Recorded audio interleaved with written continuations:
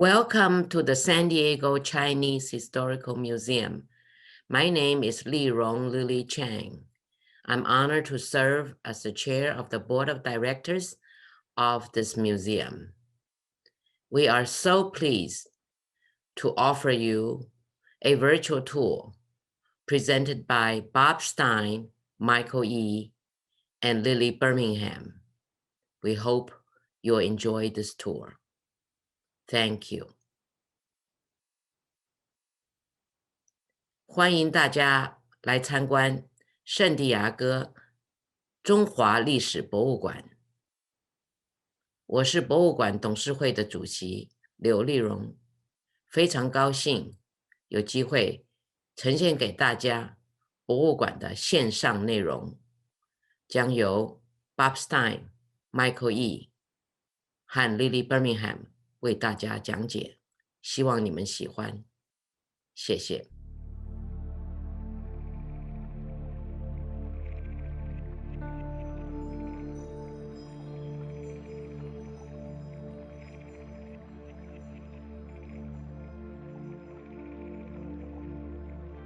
Welcome to the Chinese Historical Museum. I'm Bob Stein, one of the volunteers. We're standing in the old Chinese mission, which was dedicated in 1927 and served as a Congregationalist church and dormitories and meeting area. It had been on First Avenue, and it moved to its present site about 25 years ago and repurposed to be the Chinese Historical Museum that we see now. Our mission is to tell the story of the Chinese experience as immigrants in San Diego and to show customs and religion practiced over the years. In our museum, you'll see a Chinese pharmacy, examples of several Chinese philosophies, funeral practices, dioramas of street scenes, and waterfront fishing scenes. We have a timeline of the Chinese dynasties over the centuries coming to a close with the Qing dynasty in power between 1644 and ending in 1912. We have local San Diego businesses in laundries and others, and examples of Chinese volunteers in World War I and World War II. We have dioramas of old San Diego stores, such as the famous Wu-Chi Chang store that I well remember when I came to San Diego in 1975. We also honor those who helped make this museum a reality and the books by Mary Lee and Tom Ham that tell the Chinese history. We hope you'll enjoy the tour. We hope you'll actually come and visit our museum. We're going to start at a Chinese pharmacy and to see if it's radically different or not from a comparable standard American pharmacy of its day. Welcome. I'm Bob Stein, one of the volunteer docents at the San Diego Chinese Historical Museum. And here we've reproduced a pharmacy, Chinese pharmacy, from about 1900, early 1900s in San Diego. And I'm standing right in front of an herb cabinet. Chinese medicine came to the United States largely with migrations in the middle of the 1800s, and then in the 1870s, it actually really took off. It turns out that Chinese medicine was preferred by locals to their own native medicine for a variety of reasons by many people, and those reasons are safer. No bloodletting, no harsh emetics, no leeches, no purges. It was quite safe. And the Chinese didn't do surgery, and surgery, as you know from history, was a highly dangerous pursuit in the days before antisepsis and the days before antibiotics. So the local doctors would attempt to sue the Chinese doctors because they were basically horning in on their occupations. And what we have right here is a handmade redwood herb cabinet made by Tom Choi, a pharmacist doctor of the period, and it's actually filled with the herbs from that era. It hasn't been touched since about 1930. Turns out It was next door to the Royal Pie Company, owned by a man named Alex Cunell, and he donated this to our museum. So what I have here is one of the drawers, and if one were to look in it, one can actually see the herbs from that era. And here it is, all perfectly preserved. Each one of these drawers is filled with a variety of herbs. And the herbs would be taken out and then ground up. Now when we think of grinding, we think of a mortar and pestle. Back then, they had this canoe-shaped trough with a very heavy stone wheel. And the stone wheel would be rotated back and forth, until it was ground up. Once it was ground up, it had to be weighed, and they would have a scale such as this, and they would put a weight on one side and the medication on the other. And we have here in our exhibit a couple of other scales. We have this one right over here, and we have one on the other side as well. We have a variety of artifacts. So, as you'd imagine, the American Medical Association existed back in the day, and they would fight the Chinese herbalists because they were, again, interfering with the business of the doctors in the AMA. What I thought I would do, in addition to showing you the other things here, is I would show you, because you're probably wondering, what was American medicine like in the same era? Was it the same? Was it different? Was it much more advanced? The answer is it was almost exactly identical. What I have here is I have a box of an herb called frostwort, and this was sold through standard American pharmacies to American doctors, and this was treatment for tuberculosis. And over here, I have another box containing a fern, sweet fern, and this was used for a cough. And over here I have a bottle, and this bottle contained brandy and ginger. And if you drank enough of the brandy part, it was good for almost anything. And I have further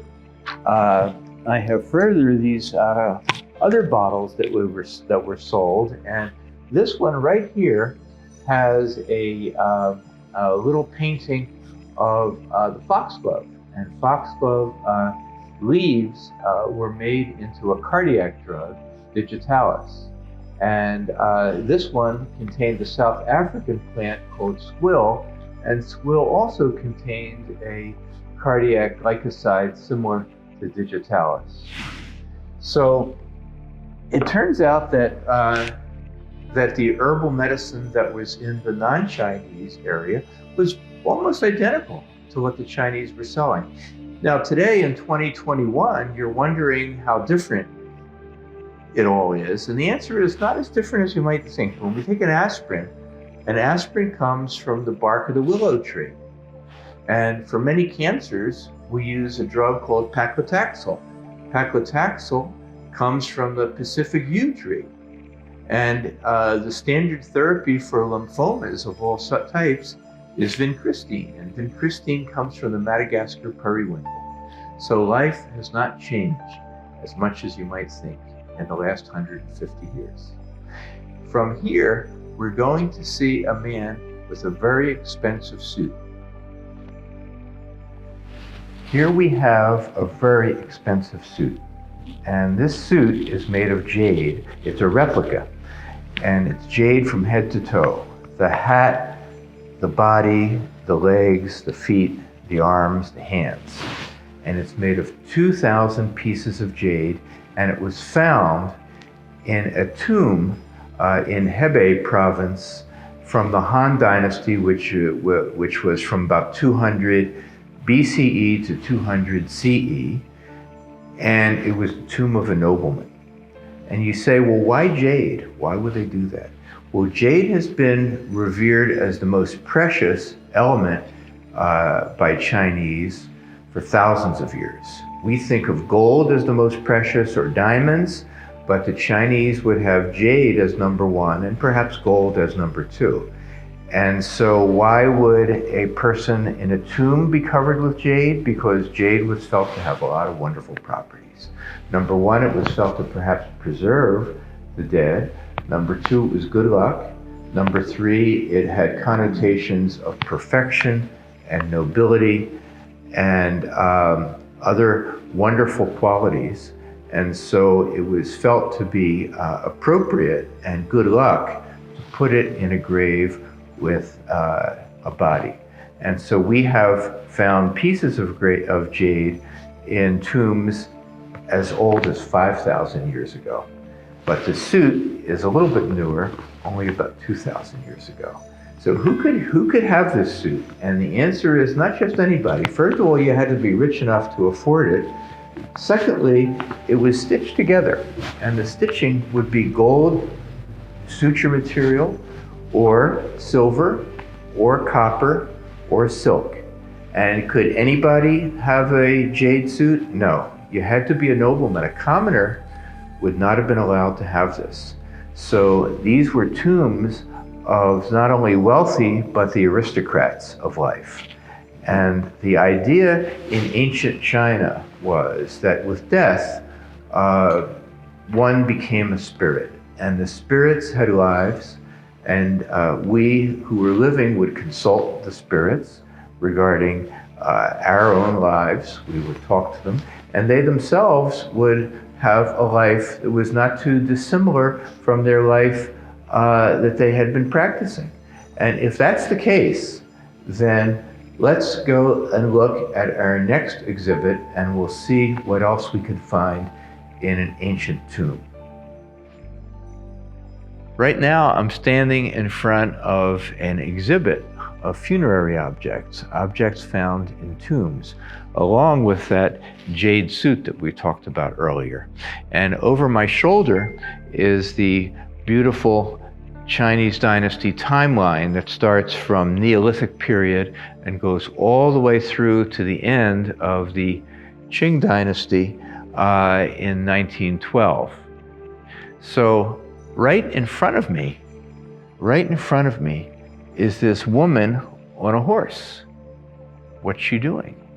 She's playing polo.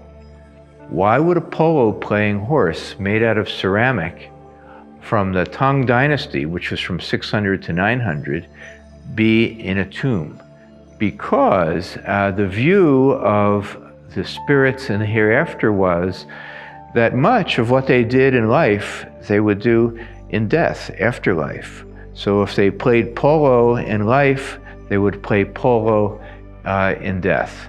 And so you would have polo players, you would have dancers, you would have horses and camels, and you would have all sorts of things in tombs. And this is really beautifully preserved, and it's just a lovely specimen. And we're fortunate to have it.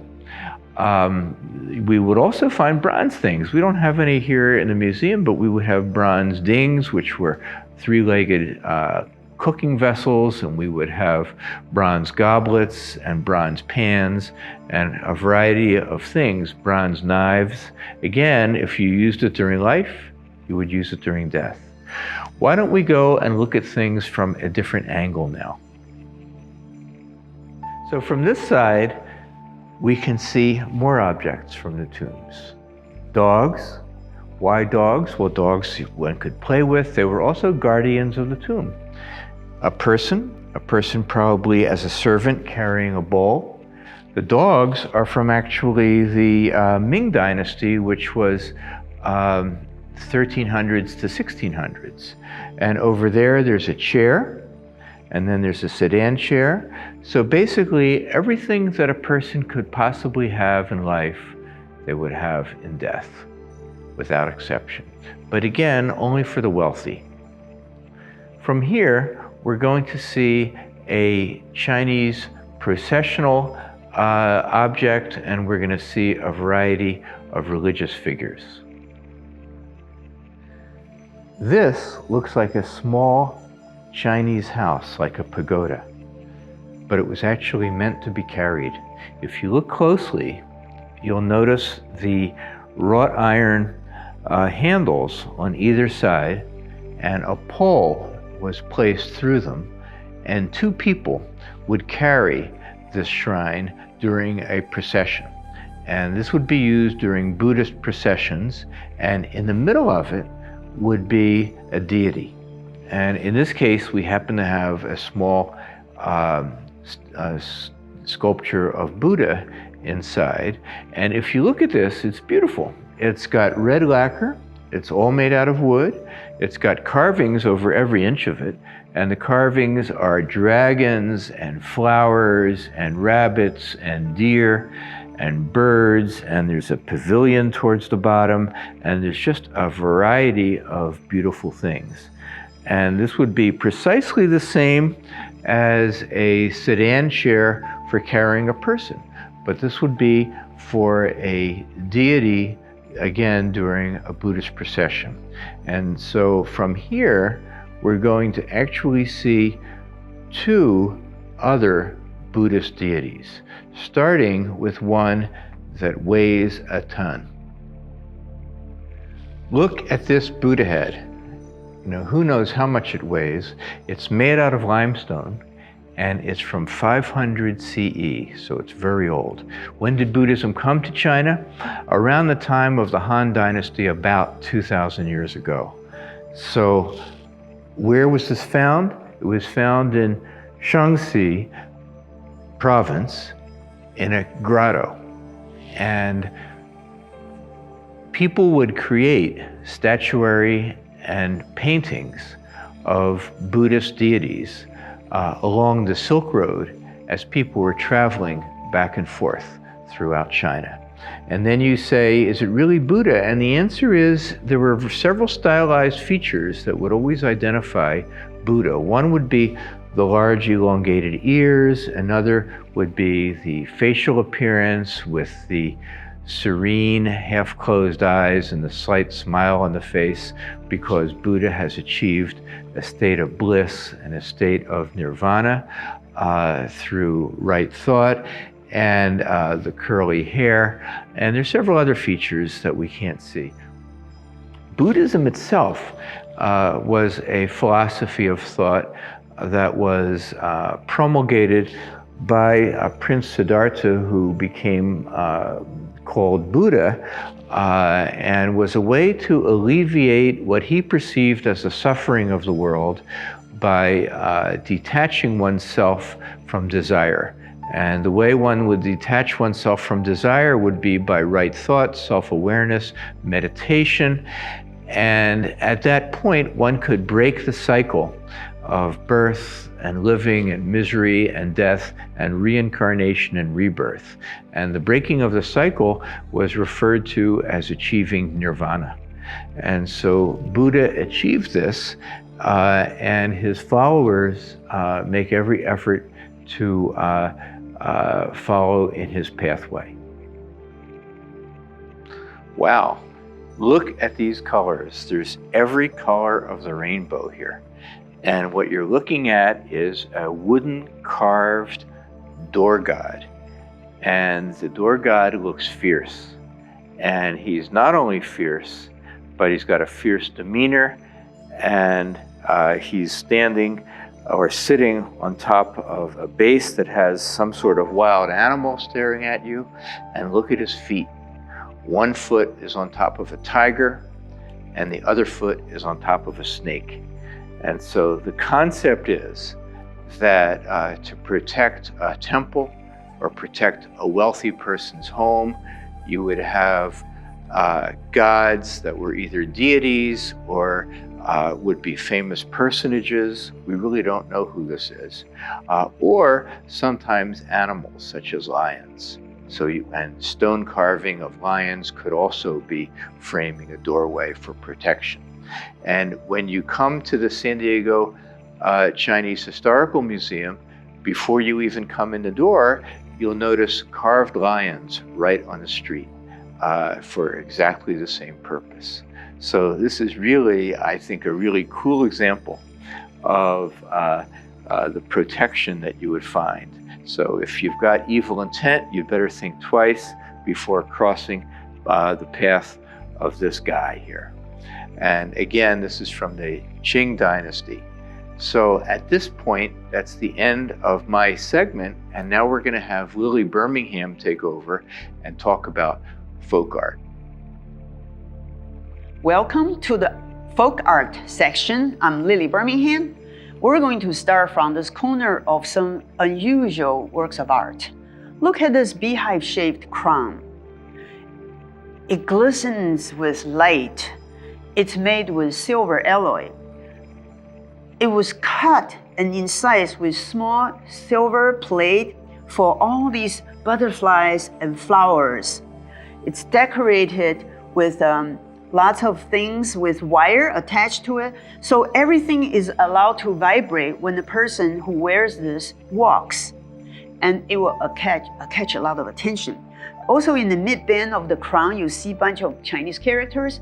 It means fortune. So this is an auspicious ornament for a young woman unmarried at festivals or her wedding.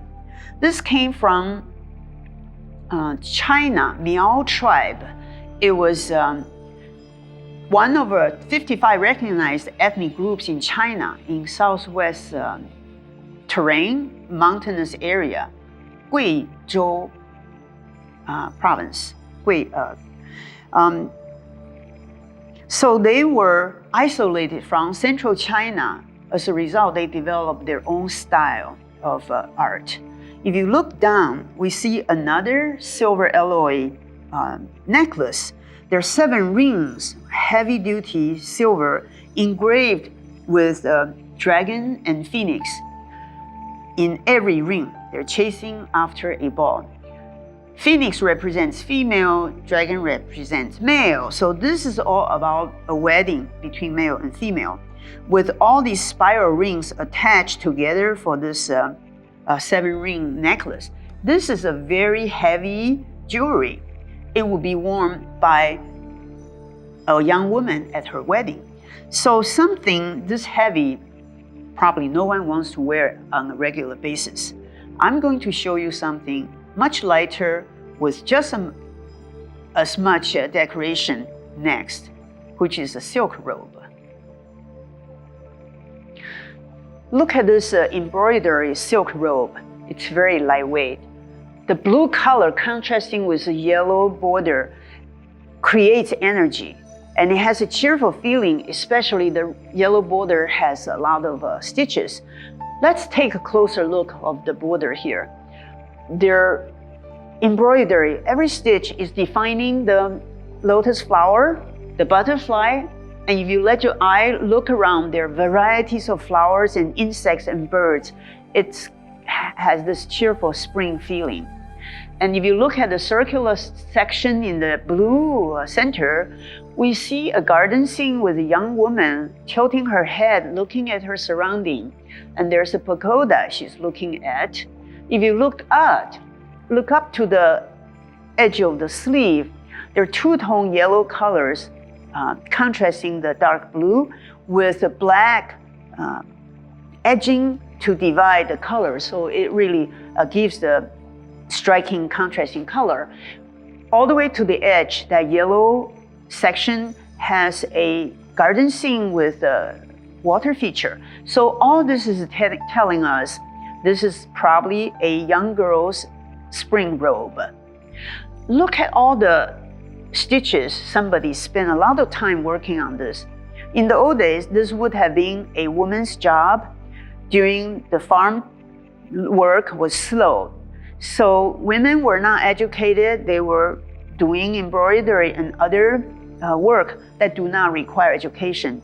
In the old days, Chinese believed women's virtue relied on her lack of education. So they would be more compliant to their environment. I'm glad that's not the case anymore. The earliest embroidery discovered in China was from the 4th century BCE. It was from a tomb of a ritual garment. By the time of Han Dynasty, 2,000 years ago, embroidery already was very mature in different parts of China. Nowadays, we buy things from the stores with a mass production of work, so we don't really spend a lot of time creating works like this. That's why we consider this work of art. We're hanging on the wall for all of us to appreciate. To have such a good condition in this silk robe in our museum, we're lucky to have it. So take a closer look before we move on to another very light folk art, even lighter than silk. If you said paper, you would have been right.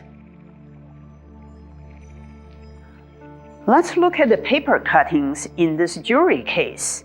I would like your attention to the lower center portion. It's this fish, a smiling fish. It was cut into almost a circular form to create some stability of this paper. And you don't notice any pencil mark, because if somebody marked with pencil design, try to erase it, the paper would break. So you don't do pencil mark, and you just cut with lots of practices. And that's how the skill is arrived with this type of technique.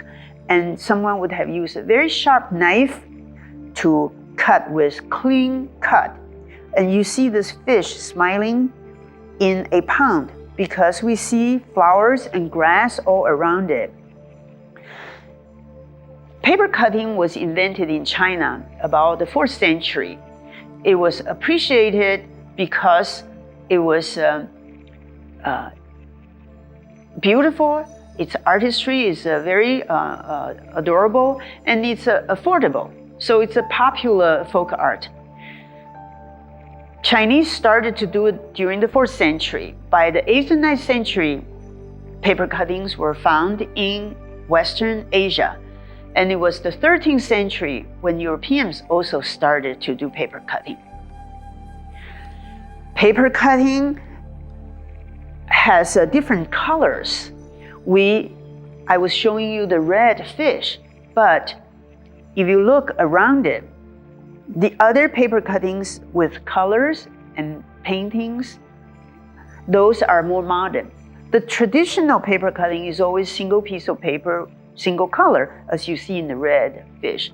Red is an auspicious color. Chinese believe red is good luck, so it's used for weddings and Chinese New Year. Fish is also auspicious because the word fish in Chinese pronounced as yu, and extra or abundance is also yu. So it's playing the homophone. And that's why a red fish is very popular for Chinese art. Now I want to show you another art form for the commoners. They are figures from the theater. Look at these two lively figures. They're in elaborated theater costumes and dramatic movement. We can sense their actions, their movement, because their body gestures and also the garments they're wearing following their body forms. And they have beautiful headdress, they have makeup on their faces. In Chinese opera, these type of clothing and makeup actually define what the character is. So look closely to the person on the left. He has a white face with lines. White face indicates a bad guy, lower moral virtues. And the person on the right has a red face. Red face indicates a righteous, loyal person, and probably a nobility. And they both have this facial expressions, very angry.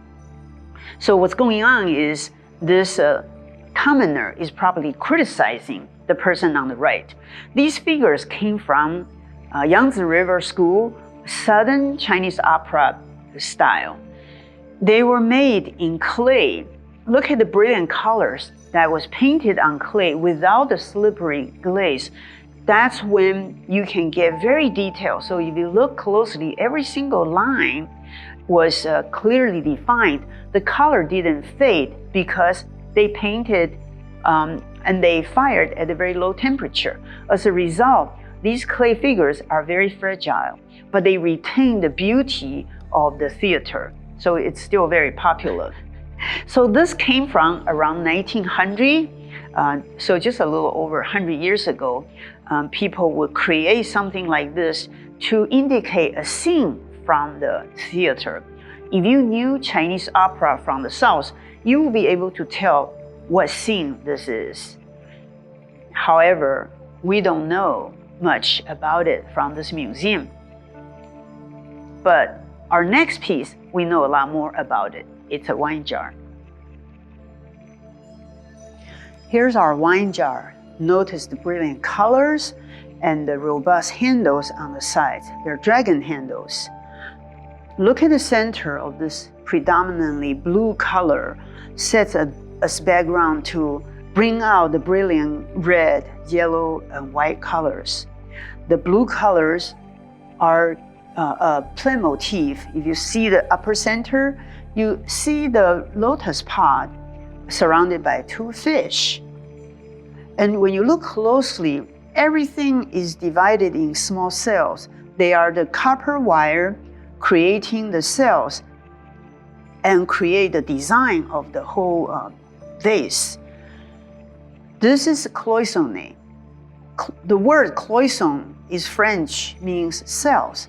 That's what you see, the little cells with a glass powder that's fired to create this enamel color. Brilliant, beautiful color. The technique takes many, many layers of glass powder firing before you can actually polish and create a smooth surface. And the detail of this work with clean line, brilliant colors, and smooth surface is the craftsmanship created from the Qianlong period. Qing Dynasty, Qianlong period created this by copying a Ming Dynasty design, but the craftsmanship was definitely superb. Cloisonné technique started over 3,000 years ago. When Chinese learned it during the 13th century, it probably was brought in by the Islamic people from Turkey or Central Asia. But Chinese really excelled in this technique, and it became a very popular form of decoration. So this is called a wine jar, but I doubt it was ever used as a wine jar because it is so beautiful, so decorative, probably was never used to hold wine. Next, I will show you something that actually held wine. Let's look at the two turquoise colored jars in the back. The one closer to me actually has a character, wine. Even though it's not a beautiful calligraphy, it gets the point across. We know it's for wine. It's a wine jar.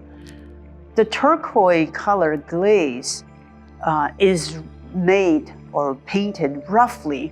You can see some of the dripping of the glaze, and it didn't even go all the way to the bottom. The light color on the bottom is the clay color. It was not covered with glaze. Inside has a dark brown glaze. So this type of jar is stoneware. It's made fast for everyday use. It's not for art's sake. It's really a utilitarian jar people use for wine. The one on the right to that one, the shape is a little different. It's got a baluster shape, but it also has this turquoise color with a longevity sign on it. So both of these were made with stoneware. They were fired at a slightly lower temperature than porcelain. They're not as elegant. They are robust and they're very useful. You can store things and stack them in the storage room. So they are very useful. They are for ordinary people, used for everyday use. So we get a sense of what people did during this time. They were made in the Ming Dynasty. So we get a glimpse of how life was really like during the Ming Dynasty. The final object I will show you is the largest item on display in this gallery. It used to belong to a general. Look at this canopy bed. It has a raised floor and it has curtains. So it's like a room to itself. If you close the curtain, you have privacy. If you open the curtain, you can entertain friends. The bed portion actually is 7 feet by 7 feet, so it's pretty big. Would have taken a lot of space of the museum. We dismantled it, but before we did that, we took a picture and we printed it out, put on the wall, so it's a diorama. You can still get a sense of how this big bed looks like. But we also have the facade with the beautiful carving of the wood, so we can still appreciate the craftsmanship here. So let's look at the carving from the center, in the middle, up there. We see a bat, upside down bat.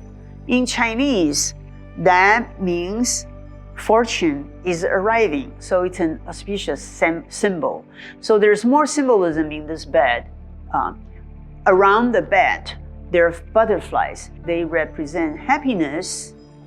And around it, there are more flowers, a lot of peony. Peony represents wealth and nobility.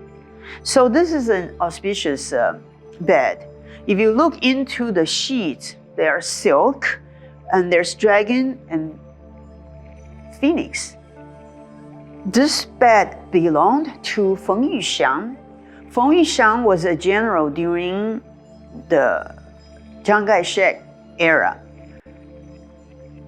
So he went to the military school when he was 16 years old, and during the early 20th century, he was the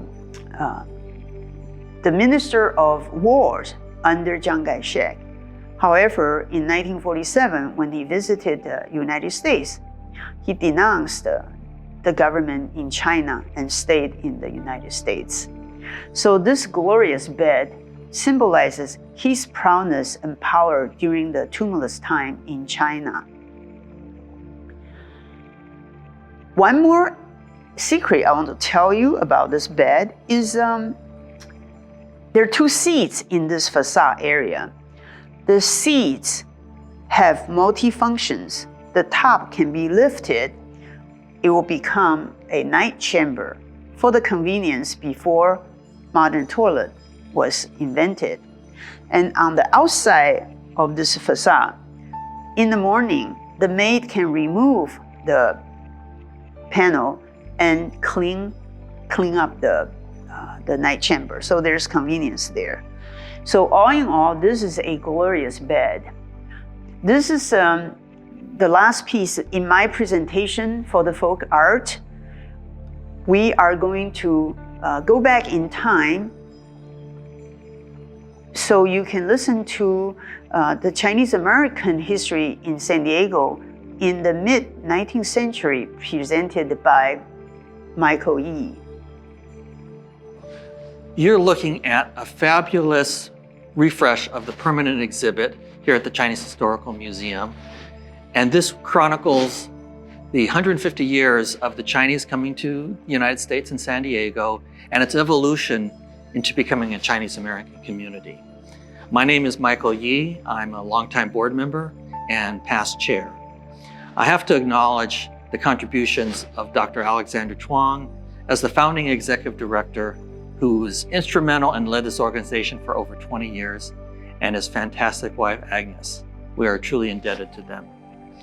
This part of the exhibit will show you an incredible timeline that really captures the important stages of the Chinese and Chinese American community, artifacts and models that really give you a sense of what Chinatown was like going back as long as 150 years.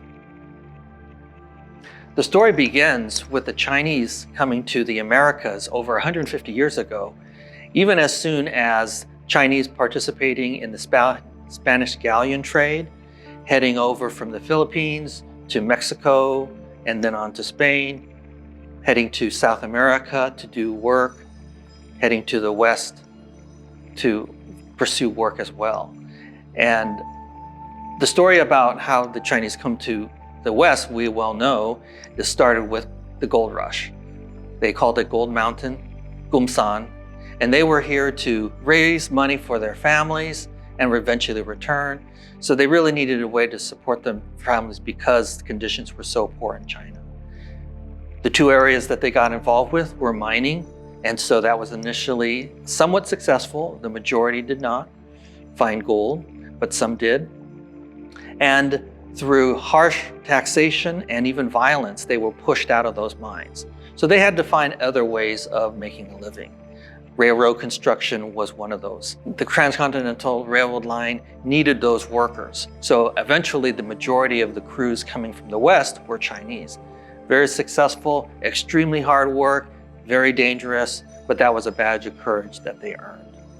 And now I'm going to talk about how that translated into coming to San Diego. The Chinese came to San Diego because of those opportunities for fishing were vast. The mining opportunities were getting shut down, and the oceans around San Diego were really fertile. So they actually helped build San Diego as a small town and provided a really necessary service. They were able to provide fresh fish for the population, as well as provide export opportunities like abalone to San Francisco and back to China. So they actually helped support San Diego as a very small town. And so they were tolerated, not as much violence as other parts of the West until later on when there was more competition. Imagine a fishing village at the base of 2nd Avenue in downtown San Diego. So this was right off of Harbor Drive, near where Chinatown is. These fishing shacks really represent how the fishermen then would dry their catch. You can see here this representation of abalone. So abalone was one of the great exports that the Chinese fishermen could go up and down the coast, especially into Mexico, harvest, dry the abalone, and that was a very successful export crop. And then you can also see the different types of nets and drying methods that the fishermen used to accomplish this. Next, I'm going to talk about the old Chinatown on 3rd Avenue. This model here is a wonderful representation of Chinatown in the late 1800s to the early 1900s. And the wooden buildings reflect the Wild West frontier town that San Diego was early on. It has the key buildings like the Wu Chi Chang building in gray here, opposite me. And along this far back corner is the location where this Chinese Historical Museum now exists. The railroad building was a significant part for the growth of San Diego. So this photo here shows a Chinese railroad construction crew building the railroad tracks along Mission Bay. So they would head out from National City, San Diego, go up to Oceanside, head over to Temecula. The miracle of that is that opened up the transcontinental line to the East Coast, and that caused a tremendous boom for San Diego. They call it the Great Boom. So this other photo here shows the Chinese laborers and construction workers working on the Hotel Del. So you can imagine that perhaps San Diego and the Hotel Del could be very different if the Chinese were not providing that important labor. Now, unfortunately, that great boom caused a over-speculation, and then there was a great crash that came from that. But that's then the next part of our story. So the next unfortunate stage in San Diego history really revolves around the Chinese Exclusion Era and Act. In 1882, there was so much resistance and resentment towards the Chinese that they passed a law, the first federal regulation that targeted a nationality, and it forbid Chinese laborers from coming to the United States, and the whole era forbid property and citizenship, and it was a very repressive law.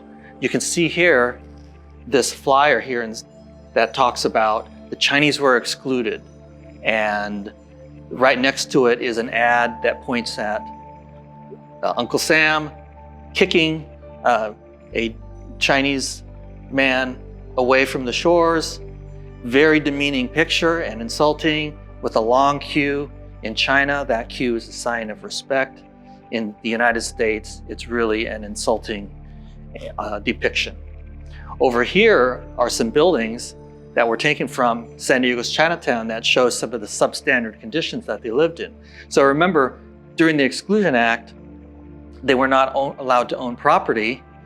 These were then white landlords who were housing the Chinese in these substandard housing facilities.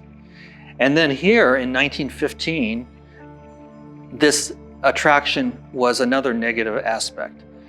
During the 1915 exposition in Balboa Park, it was a world exposition. San Diego is very proud of having the Balboa Park buildings.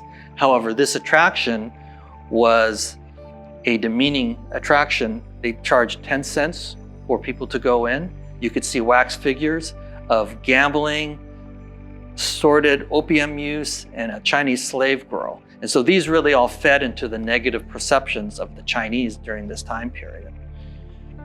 With that, however, with the exposition, there were some positive aspects of our transnational relationship between the United States and China. This plaque here is really significant because it shows one of the positive elements of the 1915 World Exposition. It shows the Republic of China as a young republic that just started in 1911, wanting to establish better connections with the United States. So the Chinese Commercial Commission was sent to San Diego and presented this plaque to the San Diego Chamber of Commerce. You can see here that their connections between the two countries were really strong. There's the American flag and the five-striped flag of the early Republic of China. You can see the Liberty Bell is matched with a ceremonial bronze ding that is very important in Chinese history and culture. So the symbolism really shows the attempt to draw those connections and draw those two countries closer together. Now we'll next talk about Aquin and the different community organizations that were important in San Diego. Any talk about the Chinese history in San Diego has to start with Aquin. So right here is an excellent photo. He was a labor broker helping to build that railroad line between San Diego and heading east. He was also a successful merchant, restaurateur, and the unofficial mayor of Chinatown, because they needed to have somebody who could speak English and interpret and be a contact person for the San Diego Chinese community. He was really also one of the founding families. So here is he and his 12 children with his wife, Su Liang. They formed one of the first families here in San Diego's Chinatown and really helped to form that beginning core of Chinese American families. And because they were born here, they could have full citizenship and start fighting for some of their rights and privileges as American citizens. Now, during this time span, we had organizations that were beginning to develop here in San Diego. One key one is the Chinese Consolidated Benevolent Association, a critical representative and umbrella organization for the Chinese community, as well as then you can learn about the Chinese Community Church, which started off as the Congregational Chinese Mission, and that organization was hugely important in terms of providing services, education for the Chinese community here in San Diego. This final section of the timeline covers how Chinatown ended up dispersing because the segregation laws had changed and were not as strict. They were able to move to other parts of San Diego. But we also wanted to really cover two key individuals. One here is Tom Hom, who was the second president of the Chinese Historical Society. But he was also a key businessman, gas lamp leader, and the first city councilman of color to serve in the city of San Diego. So his book, Rabbit on a Bumpy Road, it gives a compelling view into his life. The second individual is Murray Lee, who was the curator of Chinese American history, and his research is the basis for much of the material that you find here at the museum. I call him the Dean of Chinese American History here in San Diego. Now, our next stop, we'll be talking about the Chinese laundry in San Diego. This display talks about the Chinese laundry in San Diego, and really it was one of the few areas where Chinese could actually have their own business, and that was especially important during the Chinese exclusion era, when only merchants were allowed to stay in the United States. So this was an extremely hot and dirty profession, but it would allow them to run their own business.